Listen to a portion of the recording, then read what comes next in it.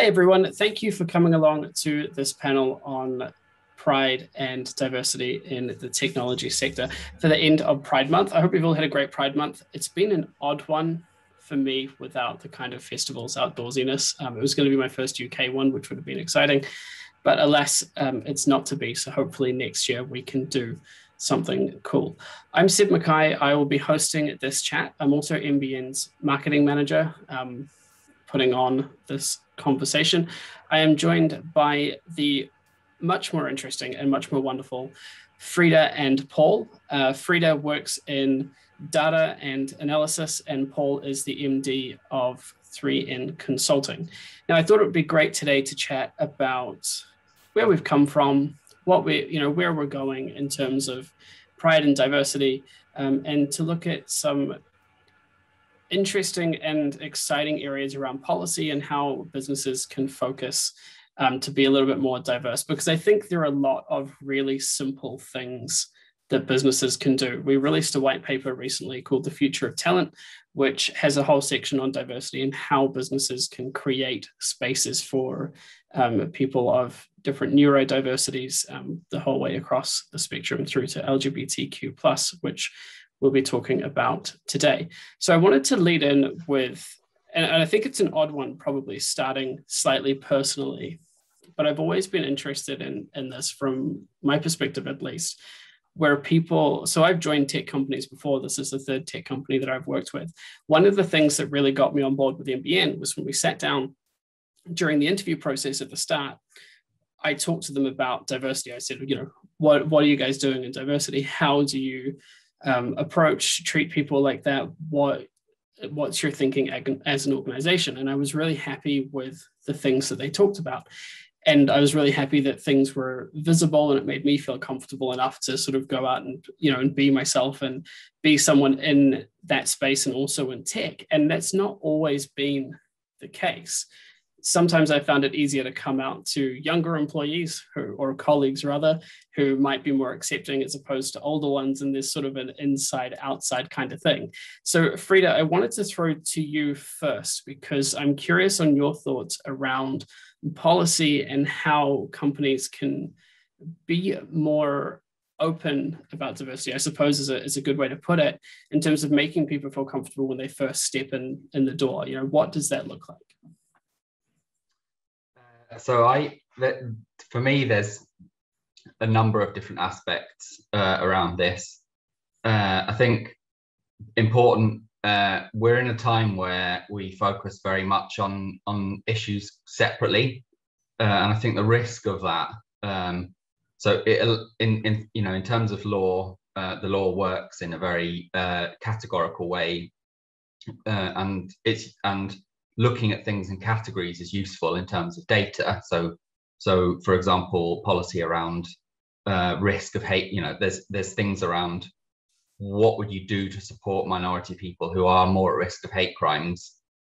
So people from ethnic minority backgrounds, or people who are transgender, or people who are have sexual or whose sexual orientation is different from being heterosexual, are significantly more at risk of being the victim of a hate crime, and that's used. So that's empirical. That's Crown Prosecution Office data. So there's a bit of like, what do employers do? So I know I've worked prior to retraining in artificial intelligence. I worked for about 10 years managing work in the refugee sector, and I had colleagues who would experience quite old-fashioned discrimination on the way to work. So senior colleagues who were of colour, and what do you do as a workplace to support that, in the knowledge that people are more at risk in using public transport, for example. I also know that in terms of my experience, for me, I get on public transport and half the carriage turn around and look at me. That may be because I look amazing. It may be because I've got, like great makeup, but like if you're visibly different, you know it. And using things like public transport, you have to develop your own kind of coping strategies to deal with that. So there's an aspect of like, how do you support people whose experience on the way to the workplace is adverse? So that's one type of policy implementation.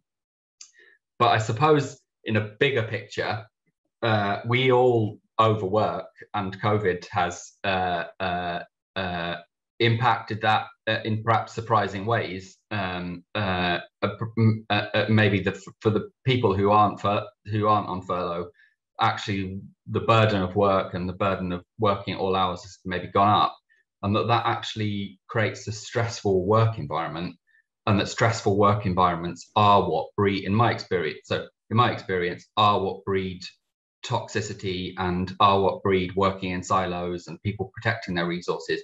And those are the types of things and behaviors in workplace that do two things. They run against the grain of being able to meaningfully do things like policy reviews. So where's the resource for that, where everyone's already working 110%? And two, stress creates the kind of behaviors where humans are complicated. The same reason that driverless cars, the implementing driverless cars is complicated, is as in it's not necessarily that cars can't drive on the road, but how do human drivers interact with driverless cars? So how, AI doesn't have the ability to compensate for human deviousness. The reality of workplace politics, if we're candid, is very complicated, and people use all sorts of we all need to use whatever tools are available to us in order to simply keep our heads above water in a very fast-paced environment. And I think tech in particular, it's not, within that, it's definitely not just an LGBTQ issue. It's a workplace well-being at work. How do we deal with things like stress, but also how do we do it? So the big thing inside this is also gender equality. It's not necessarily, it's less than 6% of the FTSE 500 companies CEOs are women. It's slightly different in politics, where you have a third in the UK of MPs in the House of Commons being women. But it's kind of shocking that the kind of real big hitting companies that have such low gender equality, and you sort of wonder whether if you fix those things in the same way that if you fix social justice issues, other things like climate change naturally fall into. So I suppose my point is, I don't suppose, human dignity, a lot of other things will naturally fall into place, and that we should focus our attention on that, because that's something that affects us all as humans, walking down the street or going to work or being at work. That's. And Paul, I mean, you're obviously working in consulting. This is kind of your bread and butter. What are you seeing in terms of how businesses want to evolve and perhaps want to be better, or some simple things that they might be missing? It's a really interesting question, because I don't think there's one rule of thumb for any one organization. I do think in the past year, a lot of organizations have started to focus on the Black, Asian, racially minoritized kind of people, but they're also still focusing on gender. They seem to have been the main focuses in the past year, just because of what's happened globally. Generally speaking, though, organizations some of them fall into the camp of doing it because it appears to be the right thing to do. So they will visibly demonstrate things. So we're going through Pride Month, so they'll do things for Pride Month, was Pride Day previously, but now month.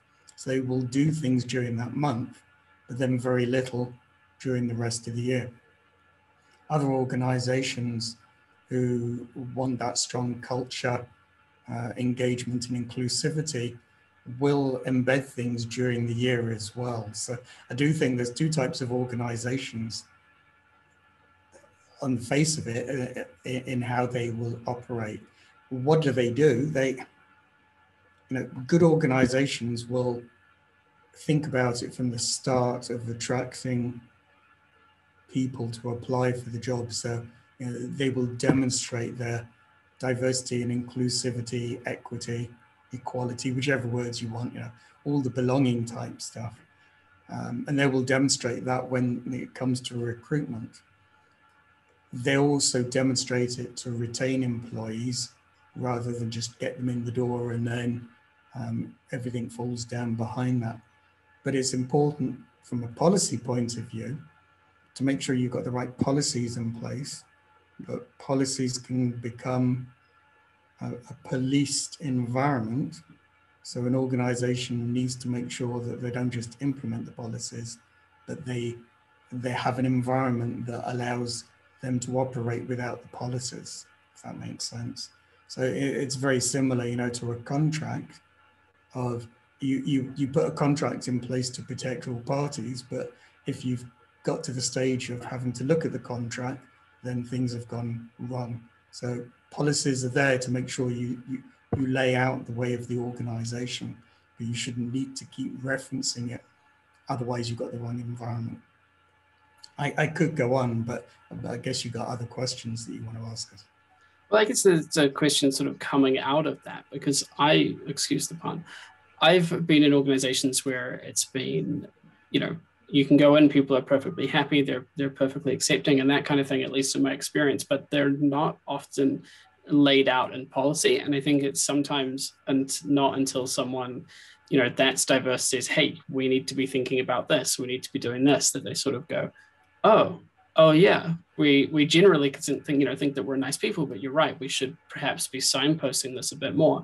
And I'd be interested on both of your thoughts, and perhaps Frida, if you wanted to start on this, on why you think the sort of burden of it falls to people to call out those things, as opposed to it being, more of a proactive thing in organizations, especially because it's not like people are just finding out that there are other types of people in the world, especially in 2021. Human nature. If we don't like change is hard in managing change in organizations is really hard. I think it comes back to, not to labor the point, but I think it does come back to well-being in the workplace, and what are you doing to uphold first tier rights, by which I mean privacy, the right to feel safe, the right to personal expression of any kind. People's expression can vary in lots of different ways. I think there's some really amazing examples of I follow like a gazillion gender non-conforming people on Instagram, but the internet's really changed to like it's like there's amazing guys that go to work in like successful men that go to work in dress in like a skirt and wear a shirt, and it's like, it's amazing to see, like, and actually it's like, what does it mean to create an environment? To me, I maybe within that also just considering that we like to partition work and non-work, and that actually that's not something that, for me anyway, maybe it's because of I think that the idea that you go to work and you leave your personal life behind and vice versa is not correct. We spend most of our time at work, and the everyday politics. And I get, it feels like it's important to foster that environment where people can feel free to be themselves in whatever way that manifests. And that's a really interesting point, because I think now, especially over the past 18 months, people are realizing that our personal lives and our work they're just lives, right? They are our whole lives. So Paul, are you starting to see businesses realize that more often, that people don't have two separate selves? They don't have their work self and their personal self, or private self, I suppose? Yes, I think organizations are waking up to that, but many are still at the start of the journey. They haven't even got the equality stuff right. So they don't have the basics in place, and sometimes don't have that until there's been an incident, grievance or discrimination or something in the office. So some organizations are still at the start of the journey, and other organizations are certainly on their journey. But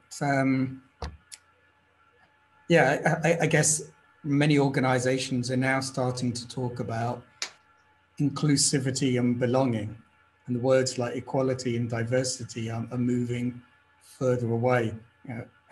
Diversity is almost silo in its thinking, because you start to focus on a particular characteristic rather than the whole self and the people. Diversity does separate rather than inclusivity. But yeah, the answer to your question is organizations are doing much more around about belonging and well-being and stuff. Sorry, Frida. You're going to say something there. No, not at all. I just totally agree, Paul. The aspect of not thinking in silos and thinking about these as human issues, and having that aspect of like belonging, and that's about like team culture and like building like an environment where it's like where people can really thrive, and positive environments that aren't toxic. It's maybe quite a loaded word to say toxic, but I think that's, you know, it's stress and overwork that really, you know, humans are very complicated. We can all, you know, we all need to survive. We all live in an uncertain world, and it's not that we're bad, but it does definitely feel like certain types of environment can heavily incentivize some really challenging behavior, or bring out really challenging behavior. And stress and adverse experience can do really difficult things to a work environment. I think, just to add in there, that you still have to look at certain aspects. So are you making the right environment for people when they join? You know, there's research out there that will say, especially graduates, that they go back into the closet because they don't know what they're going into. So if an organization doesn't open themselves up and declare those kind of things, then people are going to hide their true selves, whether it's sexuality or something else that's not visible. Yeah? But if they do it, then people start to feel more comfortable, but they would need to see it's not just words on a website or an induction manual or something like that. So it has to be visible. At the same token, you know, some people will say, well, our organization has a great culture, we're really inclusive. But have they asked the question of their employees to find out if everybody finds that, or whether they're actually missing some tricks in the way that they communicate? What do you both think that visibility looks like in terms of someone, and say, we'll use your example, Paul, of a graduate coming into a company? What should they expect to find that would show, as opposed to just tell through, you know, a contract or words on a website, that they are an inclusive or a diverse organization? For me, it's visible signs. So, you know, what's the conversation like when people talk with each other? What are the things that you see when you walk about the organization? You know, you don't need to be overtly, you know, diversity this, diversity that, but you need to see some signs that will tell people that it's okay. And people, when they're talking, you see natural conversation. It doesn't feel forced. You know, especially for somebody who's gay, who doesn't know whether they want to tell everybody they're out or not, and they have to choose the whole time. Getting back to what Frida says, you know, the stress of situations. It's quite stressful to decide, do I want to declare to somebody who I am or not? And pick and choose those moments, because is it relevant when you're at work to actually say, by the way, hello, I'm pleased to meet you, by the way, I'm gay. You know, you wouldn't do that if you were a cisgender man. Yeah? So those visible signs need to be demonstrated. And I don't think it's something that somebody's going to see overnight. It's going to be, you know, a while, almost like during their probationary period when they first join an organization. So it's got to be visible signs, but it's got to be backed up by actions. What are your thoughts on that, Frida? I would totally agree. I think within that leadership, what does it mean? So we're human nature is quite tribal, and what does it mean for a chief exec to go and to like publicly say something or introduce themselves or implement a new pot? So individuals and organizations do have power to say, for example, I would like everyone to change their email signatures to include, and so that leadership may also create, we're at a time where the media is kind of whipping up false dichotomies around, why should we have to do things like that and blah, blah, blah. And but actually leadership, when someone joins an organization, actually to have the bravery to say, to implement something like everyone having to have pronouns on email signatures, which is a way of getting out of, it's the only, if I'm honest, I've kind of thought, I don't put my pronouns on my email signatures because it's not the majority, and it's visible. It's like I'm a trans woman that doesn't pass, and doesn't really it's not something that I want to really concern myself with. And but so I often feel that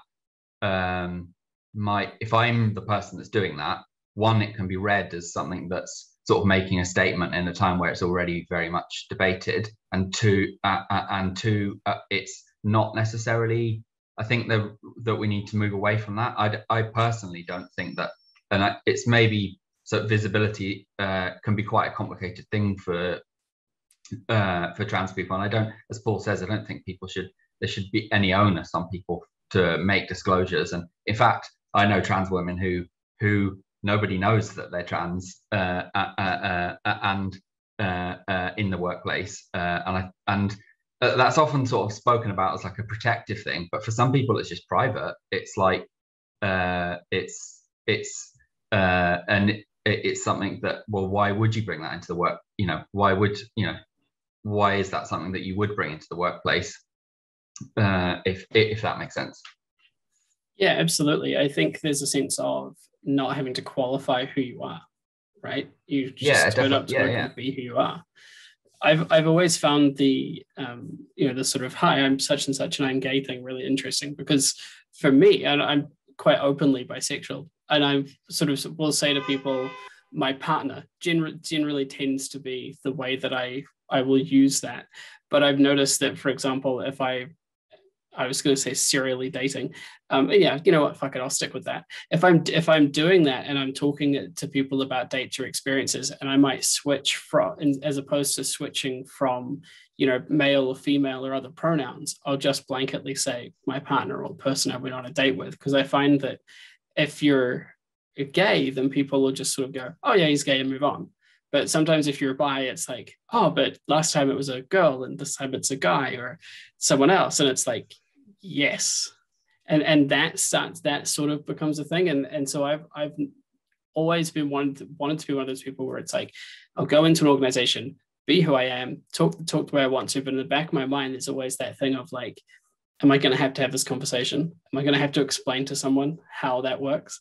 And I think it goes back a bit to your point about stress before, Frida, where that situation can just become sort of so stressful and kind of overwhelming. You go, you know what, I'm not going to declare, I'll just segment that away. But I think it would be nice if we got to a point where people didn't have to have those stresses, and they could just walk in and be themselves and do all that sort of thing. And I know that for me, from an organizational point of view and a support and policy point of view, it would be interesting and good to see companies perhaps talking about those kinds of things on day one when you sign up. I know some companies like Sainsbury's have like a sort of LGBT, I don't want to call it a community or a committee, but like a sort of group within the organization where they have those kinds of conversations. And I think those things are really cool. And I think that visibility is quite useful, but I can also see why it doesn't suit everybody.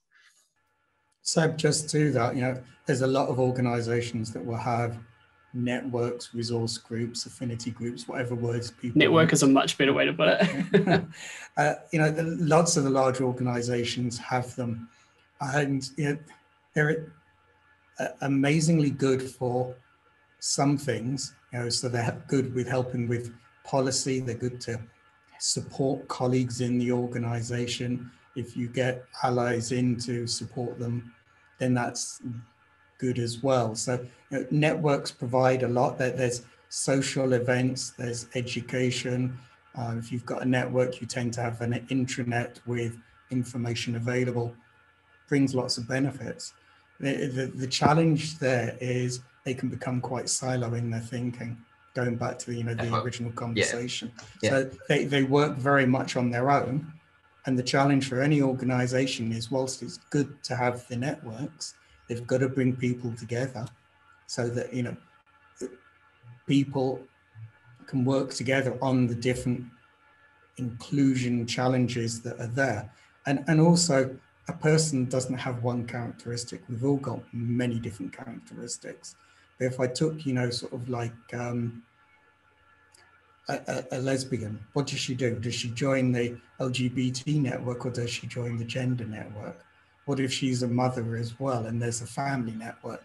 Does she join only one of the networks, or can she join all three, or whatever? The clunky word intersectionality comes in, but it's not just one characteristic. And even if you look at LGBT or disability, there's not just one characteristic in either of those. There's many. Yeah. Defo. So I'd be interested to know, and I'm aware that certain kinds of people in organizations will use this as a cop out, but can it sometimes feel like there are too many diverse things to think about and things to consider, that organizations will kind of lock up around it and go, as opposed to thinking we can do this in baby steps, they just go, you know what, this is too hard. We're not going to do that at all. Yes, organizations do that. It's too hard. They're afraid of making mistakes, so they just file it in that too hard box.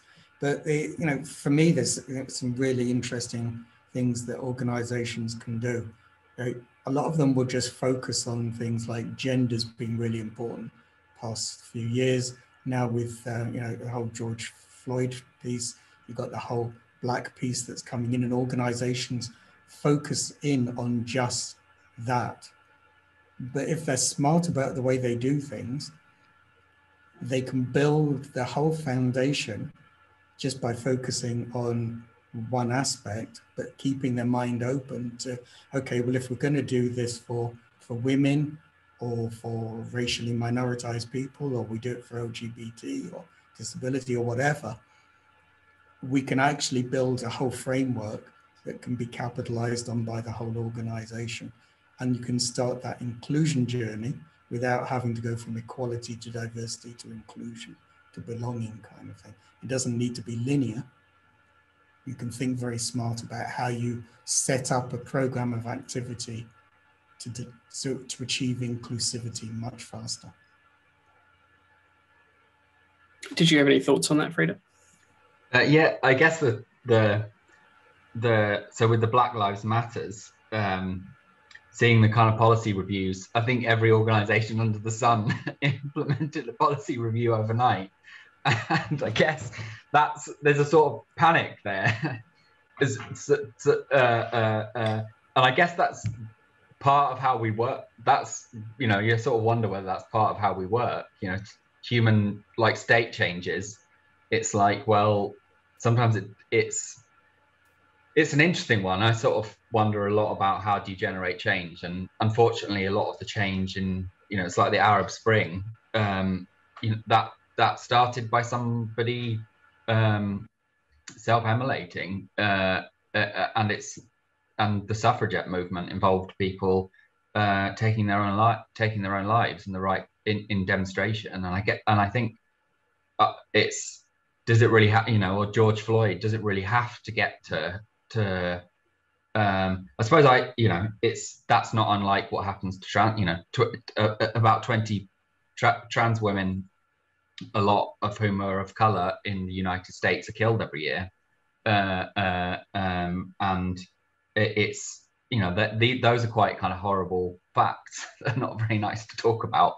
But it does you know, you sort of wonder, where does change happen? You know, where does change happen? Is it in slow incremental steps, or is it by people making, does it really need to have people making huge sacrifices in order to generate that change?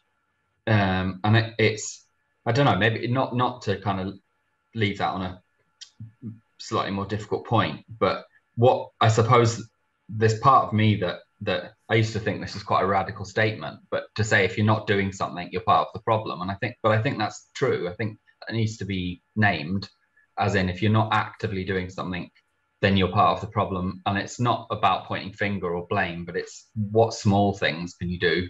And sometimes that can be uncertain. You know, sometimes that can be uncertain. It's difficult if you're chairing a meeting to make additional time or resources,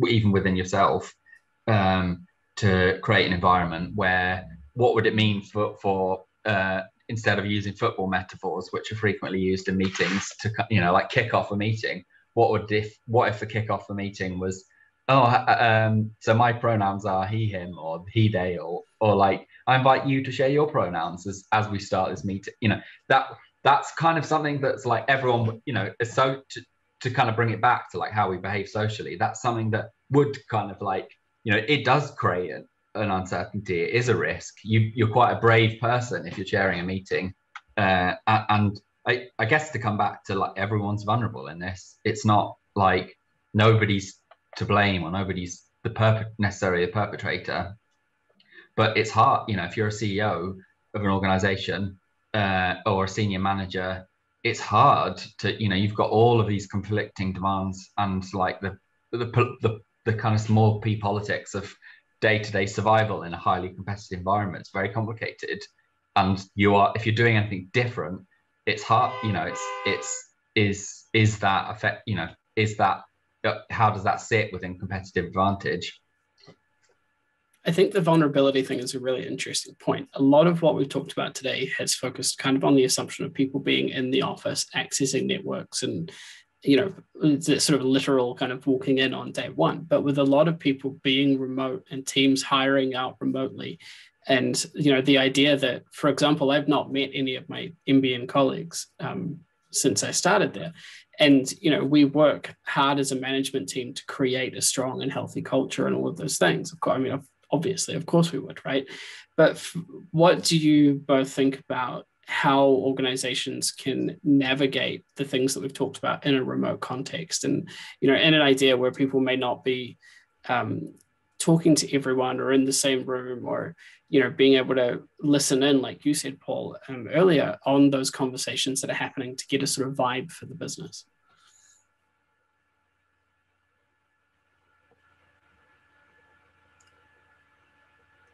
If you ask me, I think that organizations are now having to use the tools that are available to them to become more collaborative. They've been there, but we're now using them more. People are getting fatigued with some of these things, like, you know, the video calls with Zoom or Teams. There is a bit of fatigue, but there are other tools that are out there that people can use, like Yammer, Slack, whatever. You know, Teams can be used in other ways as well. So I think there's tools that are out there, but organizations need to think about that whole inclusive way of working, inclusive leadership. And leadership doesn't have to be just an exec in an organization. Inclusive leadership comes even, we know, with team leads, or just, you know, being a colleague of somebody. But I do think that we've been forced into a situation that we didn't think would last particularly long, and we would all go back to work quickly. But now everybody's thinking about, if you call it the new normal or something else, but they're thinking, well, actually, a lot of us aren't going to go back to the office. So now we have to find different ways of working to achieve what we need to. And I think that's, you know, where IT really can come to the fore. I think, you know, people who work in IT have a great opportunity to really provide some good tools that are easy to use, that allow that collaboration. But I also think that you can't get away from some of the more basic stuff. How does a team meet? How do you engage when you meet? Some people have done these, after work get-togethers where they dress up and play a game or something online and stuff like that, or some do it during work. But there's different things that people have to think of to enable that engagement and that collaboration. So absolutely, tools, IT tools to help, but think about some of the other ways that people can engage with each other. And also don't forget, somebody might have been a high performer before the lockdown who's suddenly stuck at home working might be more challenged in the way that they have to work than the way they are now, and vice versa. There are people who might not have performed as well who actually are performing better because they're in a new environment. And people have to be conscious of all that sort of stuff to allow them to be able to work together better. Your thoughts on that, Frida? Yes, a lot of there's a lot of uncertainty navigating that online world. It's uncertain. What do you put on your profile? How do you present? How do you present yourself in that setting? And it's and you can also see the kind of like social norms having to reform around like screen sharing and like I guess there's risks in there, but there's also opportunity. Personally, maybe it is because of queerness and engaging with a lot of people online already, in terms of like, it's like some of that maybe I've seen. If I'm honest, I don't feel disadvantaged in that, but I feel a little bit like, oh yeah, it's just not, some of this is just normal. It's like some of this is just normal. It's like how I engage with people online. It's like how I've engaged with people online for years. Like it's like queer dating in general is like, it's like you've had to in order to like find people like you, or like you've had to reach out already in an online world.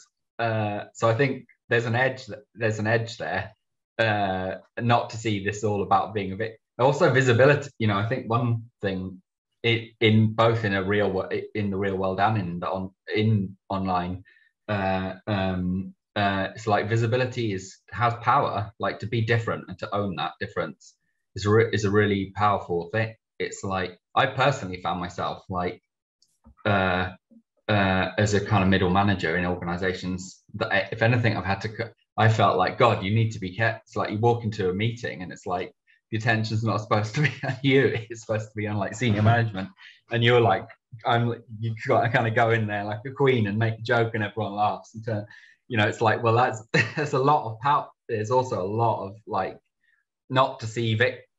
But I think we need to be kept. So I think that's maybe not relevant to the point, but like it's like I think there's pros as well as cons. There's real pros as well as cons in both in the online and the real world.